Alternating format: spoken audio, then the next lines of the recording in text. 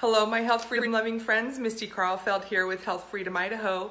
I'm here with Hari Heath. He made the long trip to come and talk to me today about cannabis. It was like, what is up with this plant that they're tearing it apart so desperately? And so in my chatting with Hari, I really learned about that to a greater degree. I hope you'll take the time to learn about that as well. So help us understand, when you say cannabis and industrial hemp, what is the difference there? The difference is that there really isn't a difference, but people try to make a difference because when people want to legalize, they want to get certain things and they're sensitive to the political process. And so they've tried to make a difference. You have cannabis sativa, which is primarily the species behind industrial hemp, and cannabis indica, which came from India, which is very similar, and they crossbreed. They're not exactly different species because they will crossbreed. Historically, industrial hemp could have been used and was being used and threatened other industries like DuPont and even fuel, right? Sure. So they worked really hard to kind of criminalize this plant. So in like the reefer madness and all of that, right? Sure. To try to get it illegal so that their industries could thrive, right? Well, that was the original reason why we got into the illegalization of cannabis, was its threat to certain industrial markets, namely William Randolph Hearst and Hearst Timberlands. He owned Hearst newspapers. If you think fake news is new, it's not. If you look in the dictionary under yellow journalism, you'll find William Randolph Hearst comes up prominently, and that's how, through yellow journalism, he began, making cannabis, industrial hemp, illegal. And he worked in partnership with Pierpont DuPont of DuPont Chemicals, because it was also a threat to, DuPont was kind of Rockefeller's chemical side of the petroleum industry. And the oil from hemp can be made into many great things. Henry Ford was well ahead of the game. In the 1930s, he was making plastic car bodies and car frames out of hemp. He ran his entire estate off of ethanol fuel, which comes from hemp. So then, as people have tried to make it legal again, what you're saying is that they've picked it apart and tried to get this little part legalized and this little part legalized, and instead of looking at it as the whole plant, they've made concessions in order to try to have pieces and parts. Am I understanding? Well, what the legalization side is trying to do is to make a step, to make a little inroad, to get a little bit farther, to get closer to the goal. And what I'm saying is, let's just look at the real big picture. Let's look at the whole of decriminalization, where it gets us.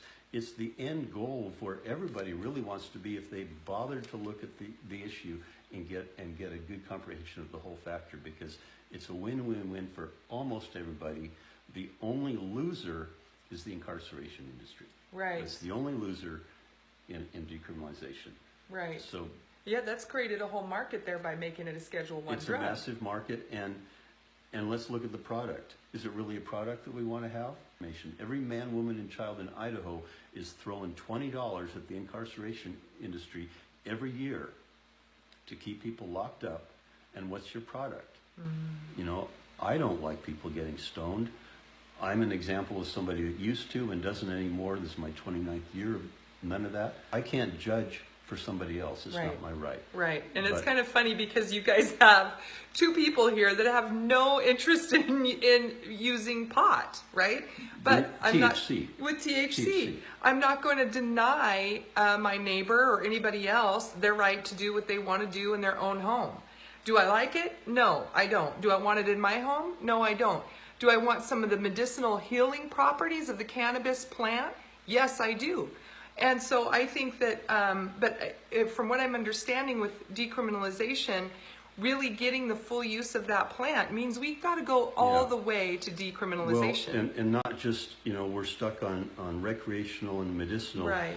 I want to see farmers in Idaho have a product under decriminalization that's 4 times as profitable as other products. And I'm not talking the green bud drug product. I'm talking we're talking plastics. We're talking the second most nutritious seed known to man, We're talking a great source of oil that can be either a food or it can be made into diesel oil or into plastics, Wow. biodegradable plastics. I'm talking about a fiber that is much, if you want to, I work for a living logger. I'd rather have pants that never wear out. And if you make your pants out of hemp instead of cotton, that's another industry that was threatened by industrial Wow.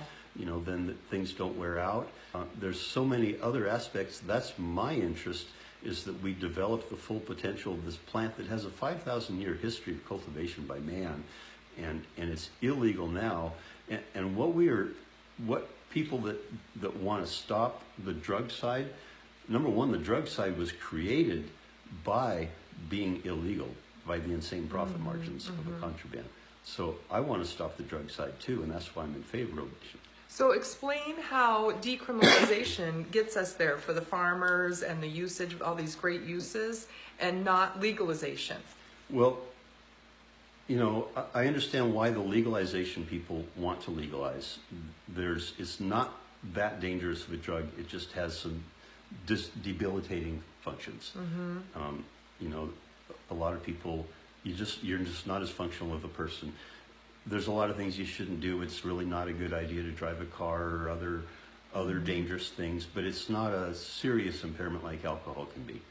But they want to make some step because they want to do, and there a lot of the legalization is about the medicinal side. There's some really good medicinal components to CBD oil. So both the recreational and the medicinal side are the important focus of the legalized people. But I just want to see, why don't we go to the end goal? And one of the things we need to really look at is the numbers. And people have never been in a free market economy. We've been so controlled. We don't understand the ebb and flow of markets and how markets naturally find a balance, which they will in the course of time. They're always adjusting for things.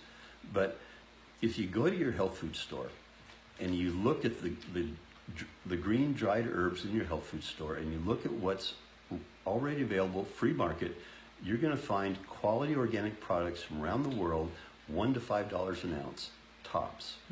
That's the most. The most expensive green herb in Winco is dried chives. It's $1.22 an ounce for a non-organic product. In my health food store, my food co-op up north, it's $4 an ounce. So I like to use the $2 an ounce. Chives are a little tiny ground plant that isn't that productive, and it's $4 an ounce. And I'm just going to speak to the green bud, the quality drug cannabis variety. It's a plant as tall as a man. It's got branches all over. The end of every branch has got a big sticky bud that's heavy. If chives are $2 an ounce, it's got to be $2 an ounce real world, cost to farm, cost to manufacture, cost to transport, cost to retail, $2 an ounce. But if you go to thepriceofweed.com and look what legal states are doing, it's about $200 an ounce typically, which is fairly close to what it was contraband. They haven't changed the price structure because what does legalization do? The ultimate thing that legalization does is turn your state into a drug cartel. Your state becomes a drug cartel that controls the production, it licenses the growers, it limits the growers, it keeps it all under their control, it controls the distribution, it controls the retail, it ultimately controls the price through controlling the market. If it's $200 an ounce on the price of weed, or generally is what the state drug cartels are charging, that's $198 of profit. That's the difference between legalization and decriminalization. Decriminalization is a $2 product, legalization is a $200 product, and it's all about the drug. Is there a legal state that's growing acres and acres of industrial hemp to make food, fiber, fuel, plastics? Is that happening under legalization? That's not happening. Right. You're not saying let's grow it so we can all get high and smoke it. You're saying decriminalize it so that everybody can use it for all of its great uses. It has many great potentials. And then once you open it up to all these great uses, you might find that less people are sitting around smoking it. Well, that's the nature of why are people smoking it? Because it's a push. There's $198 per ounce profit from the contraband nature of even legal stuff. And it's a push. There's ads on my radio. Come on in and see Sativa Sisters, and never tried it before? We'll show you how. It's a push.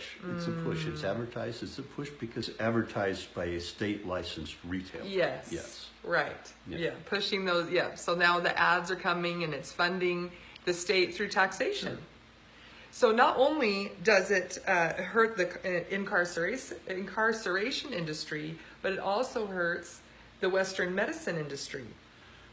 Well, If yes. we decriminalize it, right? You know, I hate to say it, but it's true. The cancer industry is an industry. Right. And cannabis is one of the natural cures for some aspects of cancer. Right. And seizures. And many other So factors. many things, right? It's got great benefits. So they have a stake in having it be either illegal or legalized, but not Yeah. decriminalized. Certainly, I'm not an advocate for people getting stoned. Quite the contrary. Right. And that's why I want decriminalization. I want to take the profit. I want to take the push. I want to get people out of that. Right. It's been a complete failure as a drug war. It's done nothing but put all the focus on the drug and take away the many positive potentials Right. of industrial hemp, which is the non-THC, non-intoxicating variety of cannabis. So rather than investing in pot stock, we could be investing in industrialized hemp plastics. Wouldn't that be a great thing to invest in? BPA-free plastics that are biodegradable, it's a natural result. I mean, it's what happens. Right. There's so many positive upsides to the cannabis plant. I mean, we humans have been growing this for 5,000 years. It's the second most nutritious seed known to man. It's got great omega-6 and 3 oil content. It'd be a shame to make it into diesel, but we can. And it's got a root system. So, Oh, good. And That's what I was gonna ask you. actually, the root system, like I work in the logging industry, and when you're building roads, you do a lot of disturbance. And if you were growing industrial hemp on the downside of every road, one, you could harvest that, and two, the root system helps hold soil together. I read the study about how it cleans up the soil, and it grows pretty quickly. So then you can harvest it and then grow your next plant in cleaner, less toxic soil. I'm like, who doesn't want that? Well, there's another little side benefit. When you grow industrial hemp in a field, it's really dense, it's really packed, it grows up 10 or 15 feet, it's really tight. If you have a weed problem in your field, how about just choking them out Right. without any pesticides? Right. How about something that's 10 or 15 feet tall that doesn't allow any light to go down, and it outcompetes the other weeds? It's a weed that could destroy weeds because it outcompetes them. That's amazing. But it's got amazing potential. So what I'm understanding is decriminalization puts it back into the hands of the people. It helps us in the free market thrive on new ideas and inventions, while legalization really takes it out of the hands of the people and causes the medical complex to thrive. The medical industrial complex Yeah. will capture it. Yeah. Government to grow bigger, incarceration to Yeah. continue. So I think I'm understanding that really decriminalization is the way to go. So what would you recommend to Idahoans as we move forward? So I think if I understand you right, you're saying don't sell ourselves short and just go for medical use or even legalization, because that'll hinder us from getting all the way to decriminalization. That is, in fact, the problem. Here's my proposal for decriminalization in Idaho. It's called Remove the Words. It's a 3-word slogan. That's all it takes. Remove the words. Take marijuana and cannabis out of the Title 37. Take it off of the Schedule I drug list in our state. Just end it. Make it like kale or cabbage or potatoes. You know, it's up to the people to do good things for themselves. Government's there to set up conditions where we can do good things ourselves in whatever business structure we choose to use that gets us where we want to go with the things we need. Well, Hari, you ran for legislature in your district. What district are you in? District 5. District 5. And what did you run for? I ran for House seat 5A. House seat 5A. And you didn't make it in this time, but are you going to run again? I am running again. I I learned a lot about campaigning, and I will be much more effective at it. Great. And we'll be seeing where this goes in 2020. Great. Well, I can tell you, Health Freedom Idaho members, myself included, would love to be working with this guy at the Capitol, where he understands free market and liberty in general. So I hope District 5, I hope, you know, your next opportunity, you get this guy at the Capitol so we can work together and bring some freedom. So thanks, everybody. I hope you've learned a lot, and I hope you have a fabulous day.